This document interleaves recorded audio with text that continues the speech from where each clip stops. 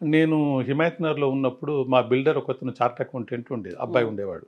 అప్పుడు అతనికి just 30 years ఉంటాయేమో. హ్మ్. ఒకరోజు మెట్ల నుంచి దిగుతుంటే ఇవన్నీ 'నవ్య' వారపత్రికలో వచ్చాయి. ఓకే. ఆయన ఒకరోజు 'నవ్య' వారపత్రిక చూస్తూ చదివాడట. హ్మ్. చదివి ఒకరోజు ఇంటికొస్తాను సార్ అన్నాడు. సరే రండి అన్నాను. 'నవ్యలో మీ కథలు చదువుతున్నాను సార్. ఈ కథ నన్ను బాగా ప్రభావితం చేసింది. హ్మ్. ఈ ఈ ఈ కథలు పబ్లిష్ చేస్తే హ్మ్. ఎంత ఖర్చు అవుతుంది సార్ అని అడిగాడు. హ్మ్. 30,000 40,000 అవుతుందన్నాను. హ్మ్. నేనే పబ్లిష్ చేస్తాను సార్. హ్మ్. చేసి అందరికీ ఫ్రీగా కూడా ఇవ్వాల్సినటువంటి అవసరం ఉంది సార్ అన్నాడు. హ్మ్.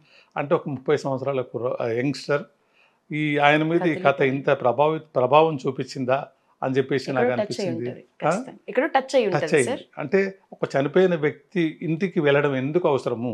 ఎందుకు చూడాలి? ఆ హ్మ్. కుటుంబ సభ్యులకి ఎందుకు మనం ఒక రకమైనటువంటి మనోధైర్యాన్ని ఇవ్వాలి? హ్మ్. అక్కడ ఒక పూలదండను ఎందుకు పెట్టాలి? ఈరోజు ఫిష్ వెంకట గురించి అవును. చాలామంది మాట్లాడుతున్నారు. అవును. ఎవరు రాలేదని. అవును. కాబట్టి అది జనరల్‌గా మిస్ అవుతున్నారు. హ్మ్. ఆ